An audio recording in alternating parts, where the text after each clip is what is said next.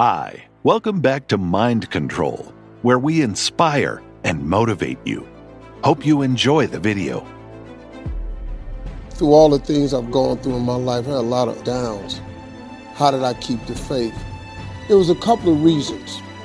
Number one, I know from living that if you quit whatever you're trying to accomplish, if you quit whatever you were trying to accomplish, can never happen. There's not even a remote possibility. If you quit, there is no chance of it popping back up again, coming back later. Quitting is guaranteed failure. Now, when you're trying, you're going to fail. But quitting, just stopping, that was the number one thing I understood. And then number two, you have to make sure that your dreams, your aspirations and goals are so big that not accomplishing them is not an option. And then the other layer of it is you're probably going to have some suffering to get there or some sacrifice to get there. And so once you've embraced and decided that this suffering, this sacrifice you're making is an indicator of progress. It's an indicator of obsession. Suffering and sacrifice and hard work is an indication of progress towards our dreams. The lack of sacrifice, the lack of suffering in our lives, its removal, its non-existence also equates to a non-existence of a great life, a non-existence of a dream happening, a big one anyway. You have to want something so big that it wakes you up in the middle of the night. You have to want something so big that you think about it all the time. You have to want something so big that it drives you to wake up when you don't want to. It keeps you up at night when you long been sleepy. It makes you show up, do things you wouldn't normally do. It requires extra.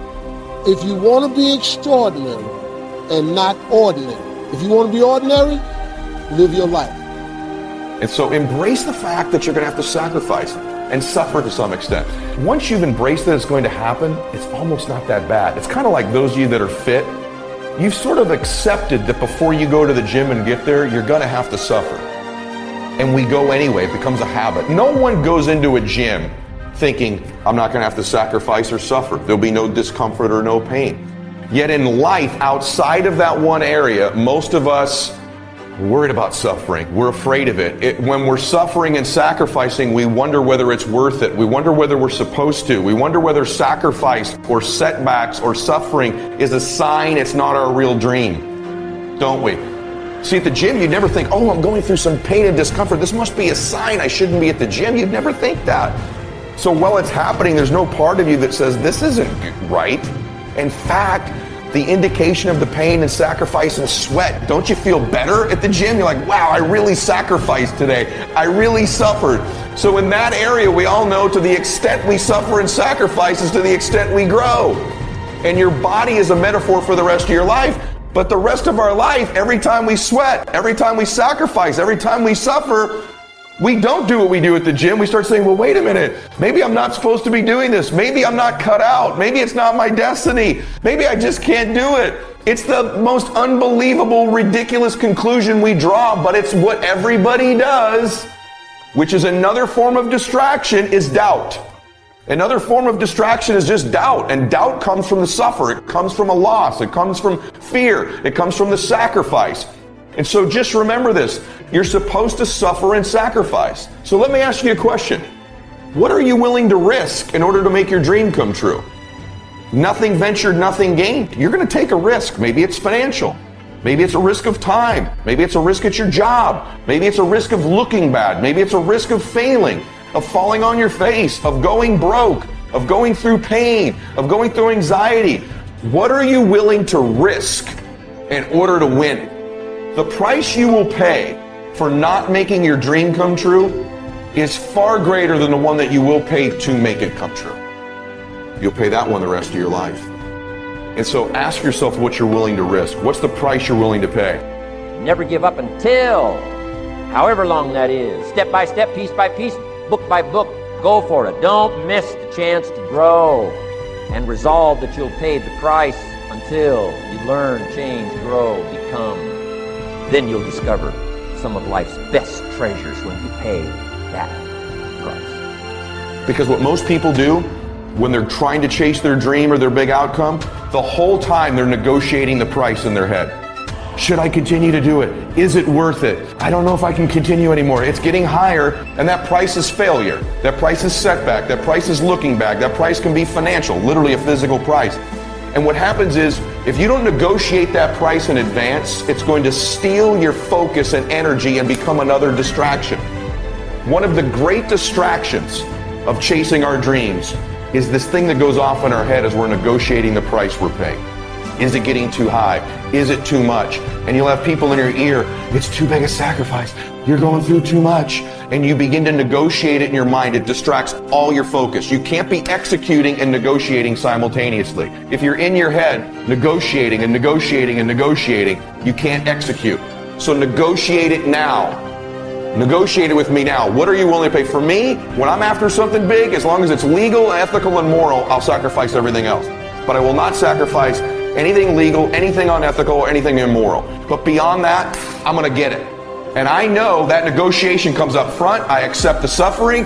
I accept the sacrifice. I know the sacrifice is far smaller than the one I'll pay if I don't do it. And I eliminate distractions and I go freaking get what I want in my life, just like you can. And this needs to be your recipe as well. Successful people don't negotiate the cost of something. They negotiate whether it's worth it.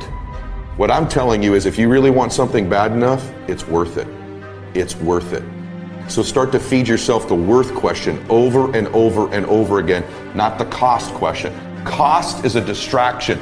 Worth is a focus mechanism. This is so worth it. It's so worth it. It's so worth it. Focuses you. Cost distracts you. And a friend of mine said, you know when people change? And I said, no. He said, when they get to the point when they say, I've had it. I've had it. I can do better than this. He was in the hog pen. He was broke. He had lost everything. He was deranged and deprived and distraught. But the Bible said he came to himself in this deplorable situation. He came to himself. He didn't get any money in the mail. He didn't meet any fine person that built up his self-esteem. This was an inside job. He came to himself, said, wait a minute, I'm better than this. And the moment he made up his mind to get up, he got up. And I want to tell you something today. The moment you make up your mind to get up, you can get up. And no devil in hell, no system, no government, no power, no boss, no community, or anything else can hold you. Once you are free in your mind, you are free. The Bible says it is with the mind that we serve the Lord. This amazing piece of hard drive that God put in between our ears and is so programmable and so impressionable that there is a constant war between good and evil for the code to be able to program your mind. And there's constant war, constant conflict going on as to who gets into your database and who is going to program your mind. Because all that you will do or not do, have or not have, accomplish or not accomplish, will be a direct derivative of what's going on inside of your mind. For it says, as a man thinketh in his heart, so is he. Your thinking has all the world to do with where you are. Your attitude has all the world to do with your altitude. So if you don't get clear thinking on an issue, you won't be able to develop in that area. Most generally, when we talk about that warfare and dealing with the images in our mind, we generally think in terms of sin. But I want to challenge you to understand that you have more to deal with in the warfare in your mind than just sin. You have depression, you have fear, you have phobias, you have insecurities, you have unbeliefs. There are a whole lot of dysfunctional behaviors that were inherently passed on to us, but these are the reverberating consequences of an act of sin that leave you struggling in areas that people cannot see. Lay your hand on your head. Say, this is an awesome machine. I wonder if it's being underutilized. That's what makes us different than dogs and animals, birds, and cats, and spiders, and alligators. That's what makes us different than all other life forms. The ability to think, the ability to use your mind, the ability to process ideas, and not just operate by instinct. You can order the entire process of your own life. And we do that by the way we think. We do that by exercising our mind. We do that by processing ideas and come up with a better philosophy, a better strategy for our life, goals for the future, plans to achieve those goals. All this comes from developing our philosophy. Think, use your mind, come up with ideas, and strengthen your philosophy. That is the major challenge of life. You don't need a better economy. You don't need better seed and soil. In fact, when it comes to seed and soil and rain and sunshine and seasons and the miracle of life, that's all you got. Now, what if you blame this stuff? Then you're blaming all you got. Guess what I had to do at age 25 in order to change my own future? I had to change my mind. I had to change my thinking. I had to change my philosophy. I was messed up on what was causing my problem. Once I got rid of that and started going for where the real problem was, which was me, I'm telling you, my life exploded into change. God may be giving you more to work with than what you are working with at this time. You may have far more megabytes and more things that you can potentially do than what you're doing right now. That's why I don't like to hang with low-thinking people, because they'll make you underutilize what God has given you. You need somebody to challenge you that you could be doing more than what you're doing right now. You could have more than you have right now. You could go further than you're going right now. And somebody's got to be bold enough to look you in the face and empower you to go into the enemy's camp and take back what he stole from you. Look at somebody and say, it's time for a change. What stops us from making the changes that we need in our behavior, in our situation, it's the mind. I understand that there are about 1 million what are described as sensory receptors in the brain. Sensory receptors in the brain. That through the brain sensory receptors we're able to gather and maintain data. About 1 million sensory receptors in your brain. Huge operation in your brain.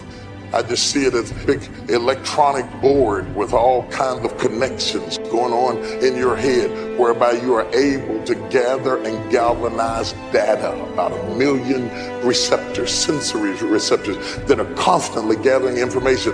While I'm speaking right now, they're operating right now in your brain, making you able not only to hear what I say, but assess my movements, and you're gathering expressed and implied information because you got it like that. You can do 2 or 3 things at the same time, 4 or 5, 6 things at the same time, and gather all of that information all at the same time, because your mind is awesome, you're bright, you're brilliant, you are fearfully and marvelously made. You're an awesome computer full of all kinds of information all the time, spouting out data, thinking and speaking all at the same time. I'm thinking about one thing and speaking something else all at the same time, because we got it like that. Look at somebody say, I'm bad. But you have 10 billion sensory receptors that work in your imagination. But those 10 billion sensory receptors that you have make your imagination so keen that you have all of these impressions that come through your ability to conjure up information through the invisible realm, and it can become more real to you, and that's what causes some people to become sick. It's when the imagined becomes more real than reality, and that's what causes them to have certain dysfunctions that cause them to be diminished in their thinking. I was watching Ray Charles. They were going through Ray Charles' life, and they were talking about Ray Charles, who was blind, couldn't see, and yet he learned how to compose music and read music by Braille. And he could write music by Braille. So he wasn't just some gifted blind person who could play. He was intelligent, he was intellectual, he was gifted, he was creative. He could read and write and compose music.